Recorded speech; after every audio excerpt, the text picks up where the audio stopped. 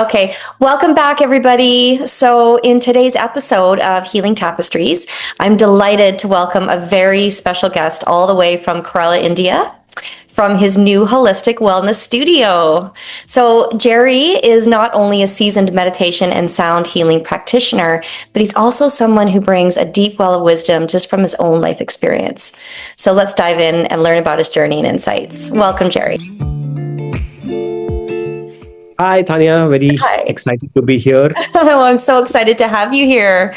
I thought, Jerry, that maybe we could start with you telling us a little bit about your background and your wellness studio and how you got into this to begin with. Yeah. Awesome. Okay, where do we start? So let's start from the very beginning. So I was born into a hardcore Christian family, and and I was like a very dedicated Christian till I reached my college. Okay. And around my college time, uh, that was the time when I had to like move out of my home and go somewhere else and do my studies. Mm-hmm. And I believe that particular point was like the turning point of my life. A lot of things shifted, changed after I moved out of my home and went to this place called Pune, where I started my studies. Okay. And in Pune, I met a friend who introduced me to this concept of living in the present moment. You know, and at that particular time, I didn't know it was something called as mindfulness. I just knew you just had to be in the moment, and a lot of things would shift because of that. And that simple introduction, I believe, has been a life changing moment for me, because every time I was uh, questioning life, or every time I was worried, I would just follow the simple principle of coming back to the here and now, and not being swayed away by thoughts, and not being worried about what has not happened, uh, not cooking up stories in my mind about things that have happened or things that have not happened. That's how it all started. I believe that was the seed. And after that, once I came back to Pune, I started with my corporate life. Things got back to normal. I forgot about mindfulness aspect, but it always stayed behind, right? Because I always knew that I wanted to be in the here and now and not elsewhere. And then I had a very decent corporate career. In my last job, I was working as the head of HR for a tech startup. And while I was in that startup is when I started thinking deeply about what is it that I want to do, right? And if if I want to be in the corporate when I am, say, a 50 or a 60-year old, if that's how I want to retire. And I realized that that's not my calling. There is a lot more to be done, and there are a lot more meaningful things out there.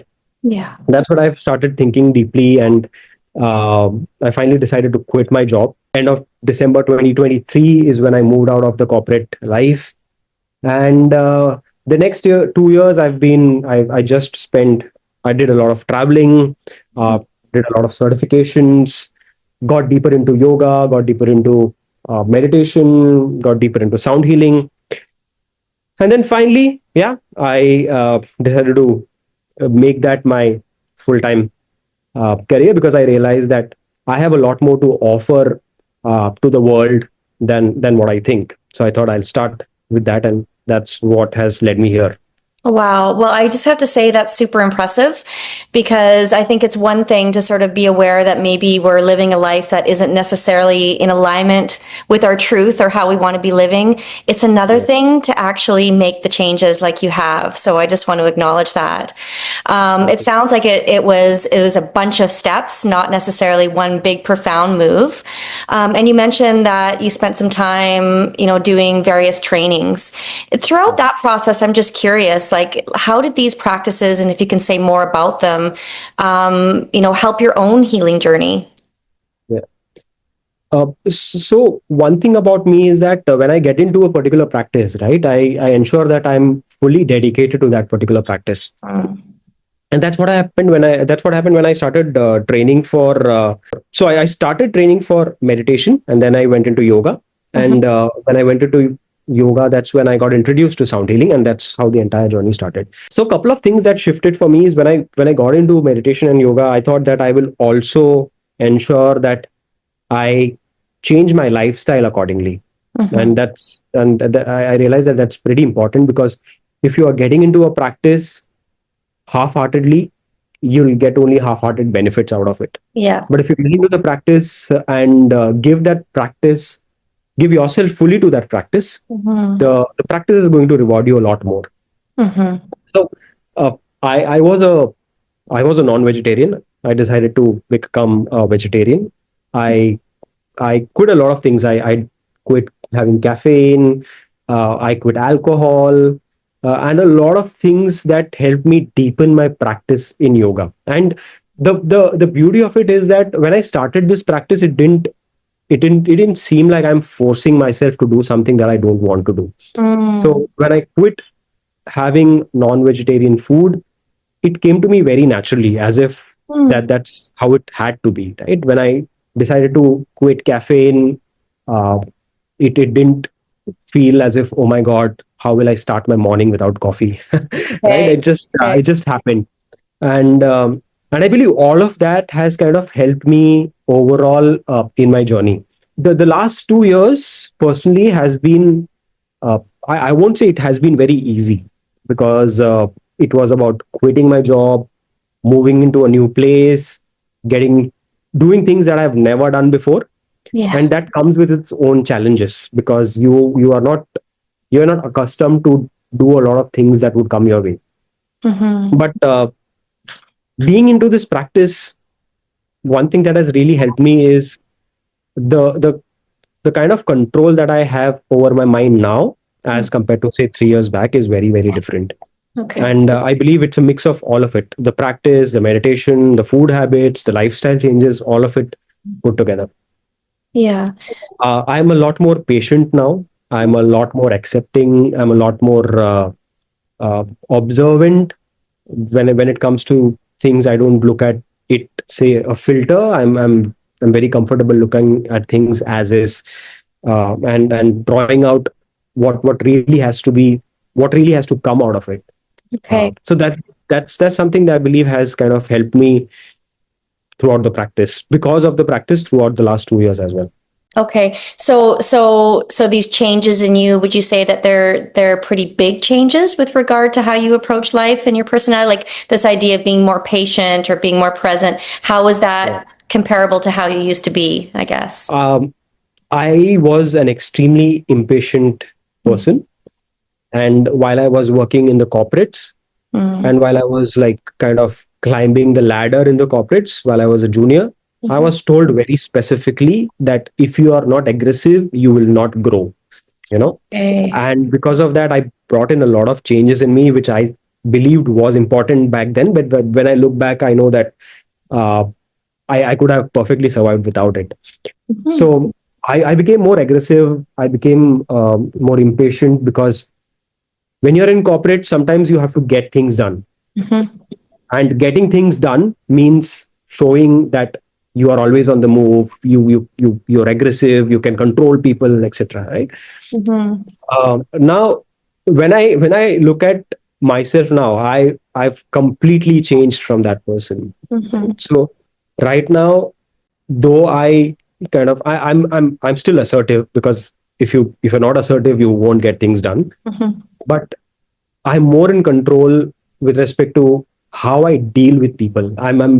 I look at people as humans. I don't look at them as resources or people who are getting work done for me.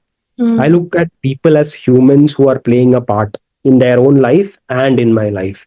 And that has brought in a beautiful change, because it has changed the way I interact with people. It has changed the way I build relationships with people. It has changed it has changed my relationship with myself as well. And those are, I believe, very important and beautiful changes that I see. And I know when my sister talks to me and she's like, "You've changed. You're more patient now." Some of my old friends, they are like, "Thank God you're not as aggressive as before." You know, Aw, yes. so a lot of visible changes, which I'm very glad. And personally, now that I am in this space, I am a mindfulness teacher. I do sound healing. The energy that you carry is very important, Mm-hmm. because uh, that's what you keep transferring to your clients or your students. So Yeah. it's important. Who you are is very important in this practice, right? Yeah. You can always make this a money making proposition where you live a separate life and you you practice something just for the teaching part of it. Mm-hmm. uh, but I've realized that that isn't how, at least for some of these more spiritual wellness related practice, that's not the way to go about it. You Yeah. actually have to practice it. You actually have to be the person that you're Yeah. trying to uh, talk to people about or tell people about, right? Yeah. Yeah. If you tell people that you have to be patient, you have to be compassionate, you actually have to know what it means, right? What Mm-hmm. does it mean to be patient? What does it mean to be compassionate? Mm-hmm. Otherwise, it's just a story that you're telling without knowing what it actually means. And Yeah. at some point, you'll stop connecting with your clients, you'll stop connecting with your students, because they will see your true side at some point. Yeah. So when you have nothing to hide and when you are very transparent with them, right? So you're Mm-hmm. just being who you are. Mm-hmm. It makes a lot of difference. Well, I think, going back to what you said at the very beginning, it's when you were learning all these practices, you weren't just learning, you were embodying the practices. You were actually living it. You were making the changes to embody, the ideas or philosophies or practices. And that's, I think, where the real change happens. Very difficult to do. So again, I think that's so great. The other thing that you said, I want to go back a little bit because I think this is such an important message, is, this idea that in the corporate world, you were taught to be, in order to be productive, you had to be aggressive and you had to, always be on the move and probably thinking 3 steps ahead, which is very much not present, right? And Absolutely. and it's clear to me, and because I know your background and know you a bit, it's clear to me how hard you work. So it's not that you've been any less productive to reach your goals, but your whole approach is different. Yeah. And in fact, not only, did you reach your goals with a new approach of being patient and connected and present, but it's likely that, it's been a far better outcome because not only have you hit the goals, but you've connected with people along the way, in a way that you probably couldn't have with a different approach that you had in the corporate world. Does that make sense? Yeah. Absolutely. Yeah. Yeah. Okay. So the other question I had, and given that this podcast is really around taking a holistic approach to mental health and well-being, and this idea of holistic approach, I guess, can mean different things to different people. What does it mean for you? Yeah. Um, so so for me, when it comes to holistic wellness, what it means to what it implies is that when you are looking at yourself, uh, you can't be looking at yourself as parts. Mm-hmm. You're not your physical self alone, or your mental self alone, or your spiritual self alone, right? You can't be looking at taking care of your physical self and forgetting about your mental and spiritual self, or taking of care of your mental self and forgetting the other parts. If you have to, like, truly be present, truly enjoy life in general, all of this has to move in together. Yeah. All of these aspects of wellness has to kind of go in together. And that's what I find very beautiful about the the ancient Indian knowledge of yoga, right? Because when and I believe people are still coming to understand what yoga really means, because for a lot of people, yoga is still about asanas and the physical aspect of it. But Right. at least people who are getting deeply into it know that yoga is a lifestyle, right? Yoga is actually holistic wellness. Yoga is both physical wellness, yoga is your mental wellness, yoga is your spiritual wellness. Yeah. So for me, that's what holistic wellness means, not looking at yourself as parts and understanding that you are a whole. And taking care of that whole becomes very important. Yeah. So, and what does this mean? It means that, of course, go to the gym, but also take care of your mind. Mhm. Also take care of your spiritual aspect, right? It means that when you realize that, okay, maybe you have uh, uh, a mental health issue, for example. Taking care of your mental health becomes important, but at the same aspect, you have to be wide open to all other aspects as well. So don't look at life at a particular single point, and widen your scope and look at things broadly. Yeah. So uh, and and that's what has also kind of made me a lot more interested towards the yogic traditions or the Buddhist traditions, because they all talk about you being this complete whole person, and not being someone who is say a part, right? Yeah. So that's what holistic wellness means for me, and that's what I'm trying to also do in the studio. Not just have one particular practice focused on one particular aspect, but ensure that people who come in here know that there are multiple aspects to look at. So there are asanas practice, there is meditation, there is sound healing. So a lot of aspects that help you in in multiple aspects of your life. Yeah, so that's what I briefly uh, think about holistic wellness. Okay. Yeah, that's great. And I absolutely agree. You can't sort of isolate these different parts of us. And, when we think about the importance of our body and moving our body, and also in being able to calm our mind or detach from our thoughts, or having a sense of spirituality for whatever that means for somebody, all these pieces sort of work together, for the benefit of our mental health and well-being. I'm curious if there is anything like, have you noticed any particular changes, with people that you've worked with, when it comes to teaching them how to meditate or using sound healing? Anything that stands out for you? Absolutely, there are a couple of things that I've noticed. One is I would want to talk about just very specific specific person who had come to me. Uh, he's a businessman, has a lot of pharmacy shops, pharmacy related shops in and around the city, and has a very successful business, but struggles to sleep, struggles to have a conversation with his family because he's so stressed. Every time he goes to sleep, he's only thinking about business. Everything he wakes up, he's only thinking about business. And that was impacting the way he interacted with his family, he interacted with his workers, his staff, and he was finding it very difficult to meditate because he was not able to sit still. But every time he sits still, the only thing that comes to his mind is all about business, all about solving a problem, and all those things.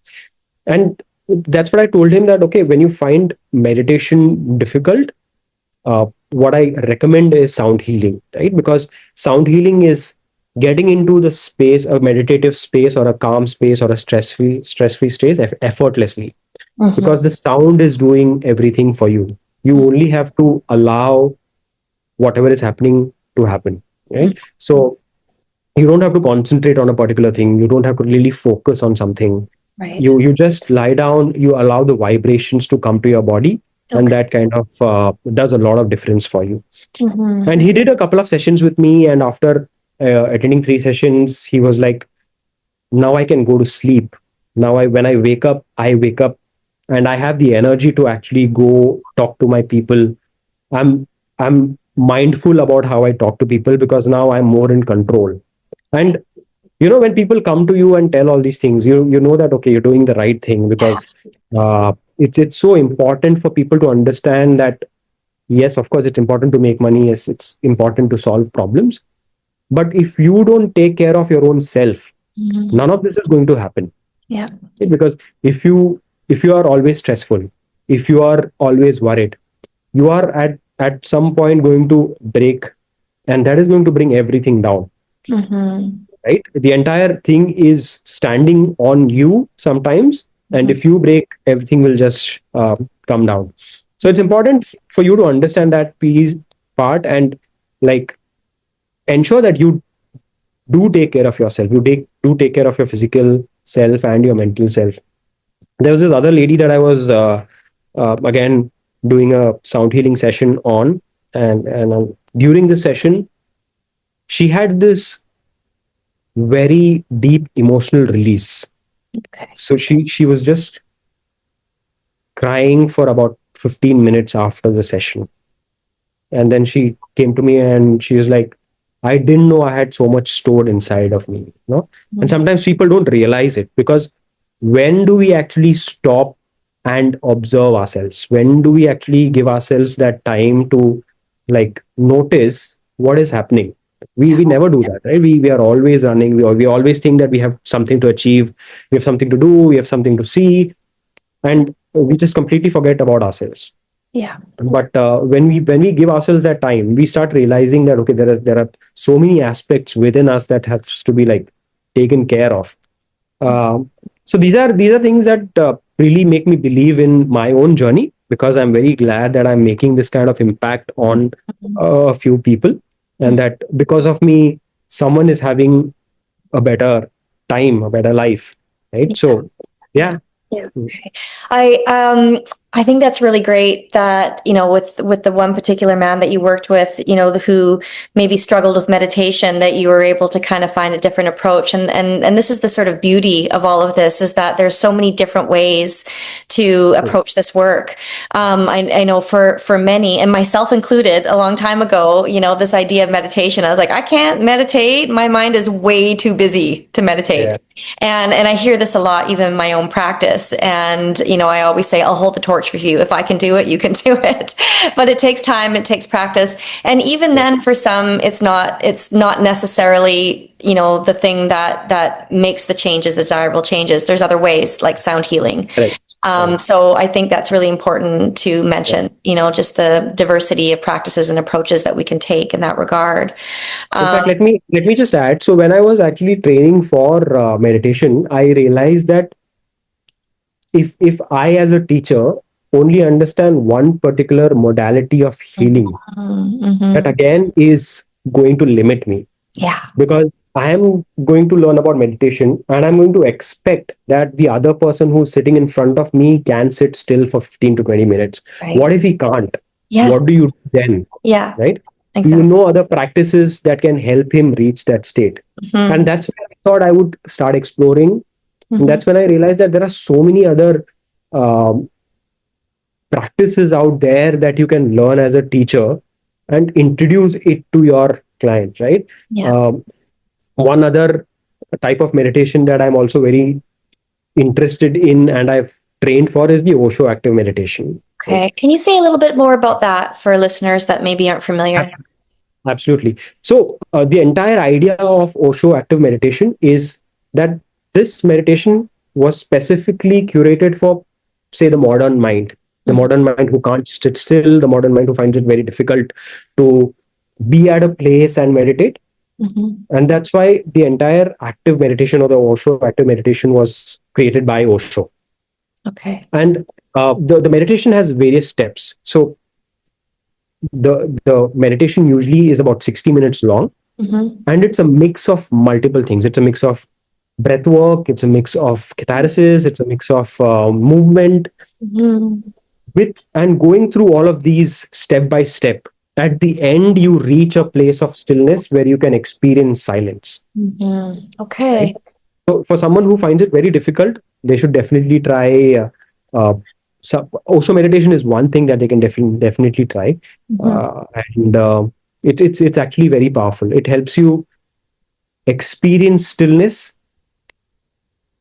through breath, through movement, and it is very beautiful through dancing. So it has a lot of music involved in it. It has a lot of movement involved in it. So it's a lot of fun, and it completely shakes you up. It completely makes you move out of your comfort zone and helps you reach that place of stillness, which is actually a very such a beautiful idea, as in because initially I always thought that the only way of reaching meditation is to sit still and just pray that at some point of time you will like start focusing, you'll start concentrating, you'll start doing things that they talk about, right? Yeah. But then I realized, no, there are like, for example, the Osho meditation, wherein you are so so active at the start, and at the end you end up reaching in that place of stillness. Okay. So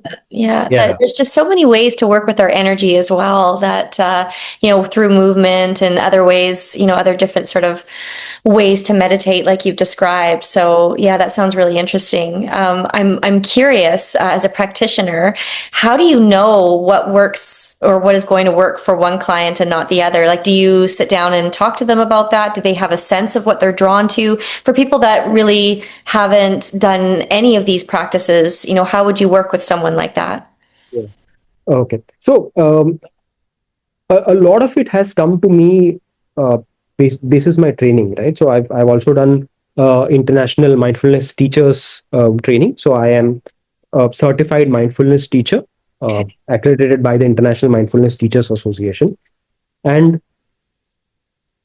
that particular training gave me a lot of insight into the scientific aspect of meditation. Okay. Now, for example, if there is uh, a client who comes to me and says that I'm going through a very difficult time and I want to start meditating, the first thing that I tell them, it is not the right time to start meditation at all. You Okay. know, because meditation works beautifully when you have already started, and then you maybe whenever you have a difficult time, it helps you manage that difficult time beautifully. But getting into meditation when you are having a very difficult time can sometimes be counterproductive. It can actually be more harmful than good. You Okay. know, so there's a big flip. There's a big drawback about meditation if you start at the wrong time. Okay. So it doesn't really help you then. So you have to be at a very stable state to start meditating. You know? Okay. Uh, so when there is someone who comes, then I introduce them to other modalities. So I tell them about trying sound healing, right? Or maybe doing Osho meditation. Hmm. uh, so and even if it is if they want to do meditation, then maybe not say a mindfulness meditation, maybe a mantra meditation, right? Hmm. So you're aware of a lot of different kinds of meditation and how it impacts you. Hmm. There are others who would who would say that, for example, they're not able to like sit and meditate. So then you bring them to a different state, then you use sound to help them to reach that state. Okay. Now the beauty of it is, once they experience that kind of stillness, once you have like sown that seed into them, Mm. then it is their journey. Then they have observed themselves in a very Hmm. different light, Hmm. and then they are able to explore themselves in that light. They know that, okay, my life is completely stressful, but I could experience a beautiful 15 minutes because of this practice, and if I can do that for 15 minutes, I can definitely work on that and make it a lot more, right? Maybe I can spend 24 hours of good time, peaceful Yeah. time. Yeah. uh, so as a teacher, as a practitioner, I think my job or my responsibility is to get people to experience that kind of stillness and that kind of peace Hmm. in whatever phase of life they are. Yeah. And that's why I believe training is so important, right? If you are not trained, Hmm. you can actually do so much of harm to people who come to you with such high expectations, Yeah. right? Yeah. Because they start looking at you from almost from a point of authority, right? They know that, okay, this person knows more than me Hmm. from for a particular thing, and they would come to you, Hmm. and and if they are coming at a very difficult time, they Hmm. get emotionally invested in you Yeah. because they want to just get out of that situation. Yeah. Yeah. So at that point in time, it becomes very important how you apply your knowledge, how you apply your understanding about where your client is, Yeah. and what kind of um, healing modalities are you suggesting to them. Right? Yeah. So that's Exactly. that, that's very important. Yeah, based on their individual needs and where they are at any time of their life.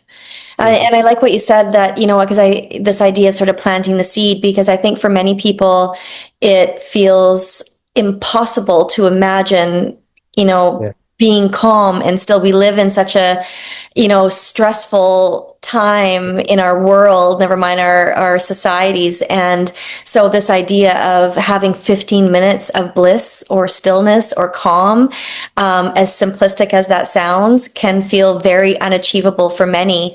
But just, planting just a small seed, just a moment of that, so that they have that lived experience, can really set the path moving forward. Once you experience that, you want more of it, right? So, and these practices don't feel as unattainable or unachievable. Yeah. Okay. So on that note, well, first of all, actually, I'll ask you, what do you do? What are your daily practices? I know for me as a therapist, I have, a daily morning practice that I've grown to really protect, because I know I need it for the foundation of, my own well-being, and particularly showing up to help others. How about you? What do you do on a daily basis? Okay. So there are two ways that I look at it. One is having a formal practice, and second is to imbibe the practice into your daily life, right? So these are, and I'm very mindful about both of these things. So as a practice, as a formal practice, I always start my day early. I'm usually up either at 4 o'clock or at 5 o'clock. Okay. And I ensure that I start my day with meditation, right? So it could be a 15-minute meditation or a 30-minute meditation, but I do ensure that I have that 15-30 minutes of silence in the start of the day. And I don't start my day with anything else. That's how I start my day. Other than that, I also practice yoga very regularly. Okay. And that's basically for the asana practice that I'm talking about. Okay. So these are two things that I kind of as a formal practice that I imbibe in my regular day. Otherwise, I'm also very watchful about what I eat. Even though my options are very limited now, because I'm not having non-vegetarian, I'm not having tea, coffee. So there are very limited options that I have, but I'm very mindful about what I eat. I'm also very mindful about who I spend my time with. I believe that's very important, because your I won't say community, but the people that you surround yourself with is such a important and big aspect of your life. And I think a lot of people don't give it the importance that they should. So these are a couple of things that I do on a regular basis. But more than that, I look at imbibing the practice. And what I mean by that is, and this is what I tell a lot of my clients also, you meditate for 15 minutes in the morning, and then you forget about it. And you go back to your daily life, right? Now, when you go back to your daily life, you have to also understand what that meditation does to you, right? So what do you do in meditation? You sit, you observe yourself. Do you do that when you are not, as in when you're living your daily life? Do you observe yourself, say, when you are angry? Do you observe yourself when you're hungry? Do you observe yourself when you are having a very difficult conversation? Because that simple aspect of just observing yourself changes so much. It puts a light onto your face that tells you, okay, maybe you're overreacting. Maybe you don't have to do all these things. Maybe you don't have to think this way.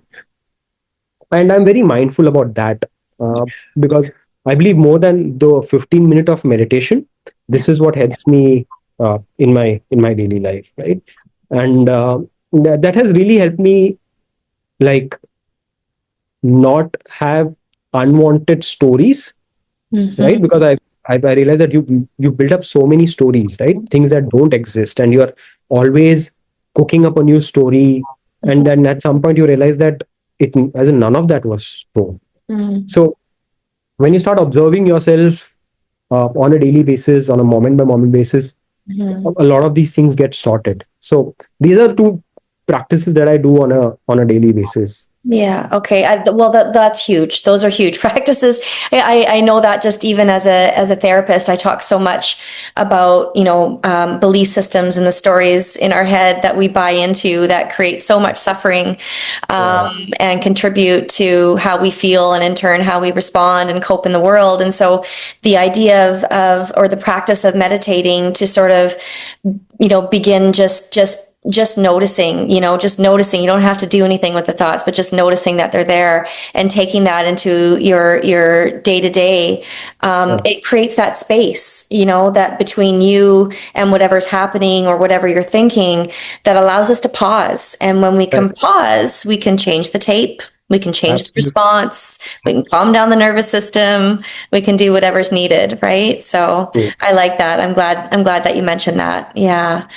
Okay. Well, I have one last question for you tonight, Jerry. Morning for you, evening for me.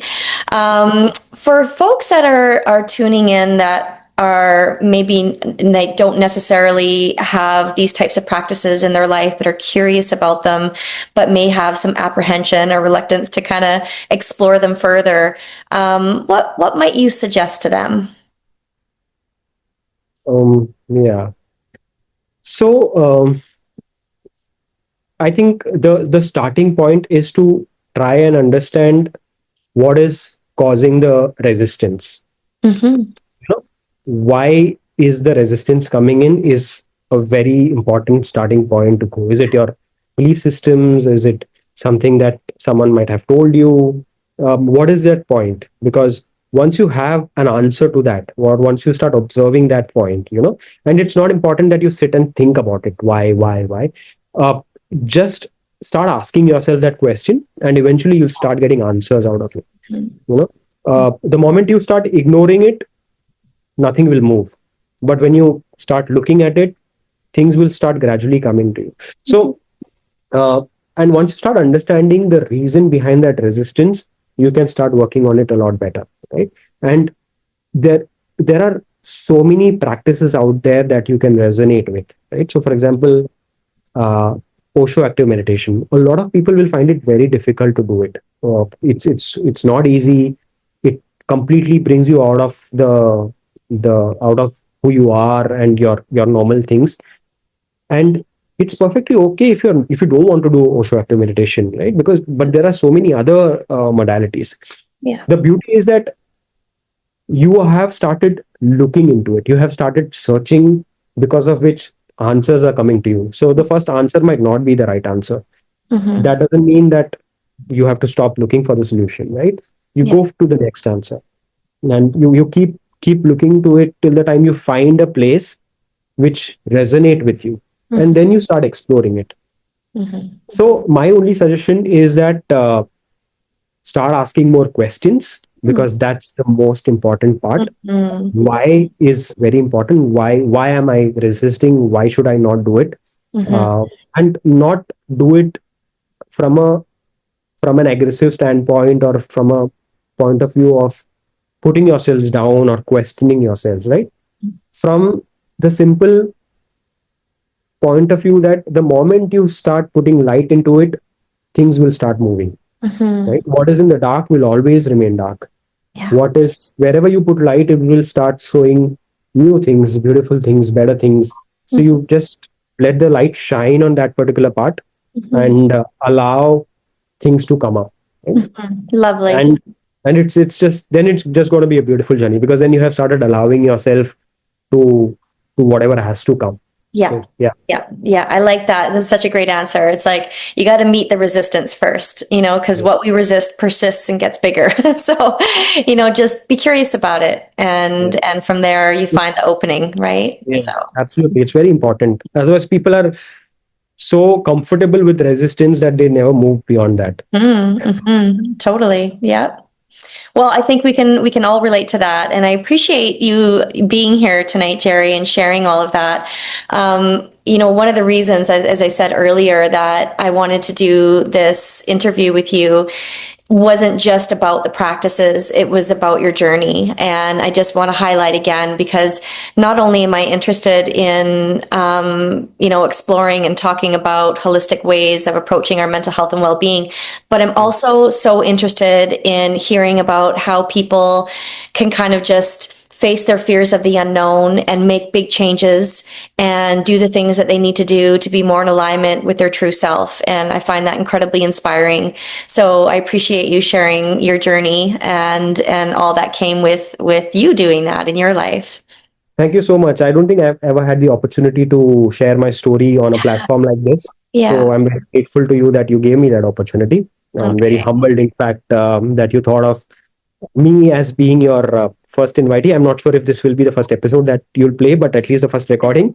So Yes, exactly. It is. So thank you. Thank you so much, Jerry. And maybe we can find ourselves here in this platform again and talking more about all of these practices.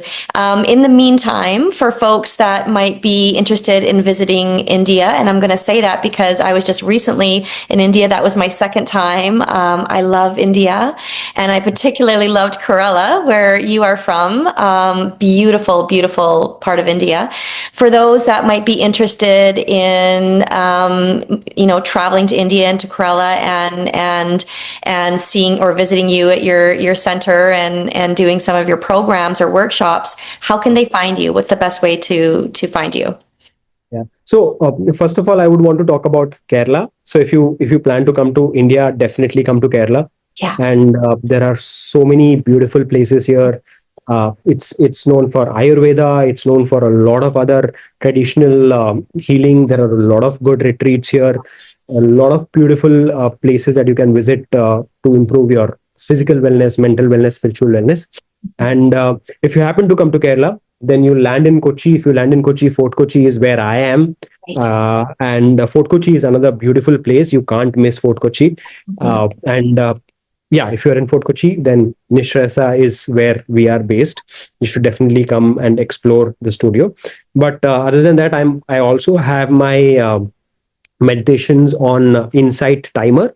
Okay. So y'all can, as in they can look out for me on Insight Timer. I think maybe we can share the link separately Share the link. with our You bet. viewers. And I have some courses on it and some guided meditations that you can explore. And yes, and whenever I start with my online classes, maybe we can let people know separately. Yeah, absolutely. Yes, just keep me posted, keep us posted, because we'd love to hear more. Yeah. So thanks again, Jerry, and good luck with your endeavors, and congratulations again on opening your new studio. I can't wait to see how this unfolds. Absolutely. To visit India, please do come. And I'm so excited to have you here. Thank you so much for, again, making me part of this podcast. Okay. Thanks, Jerry. Take care and have a good evening. Thank you. Bye. Bye.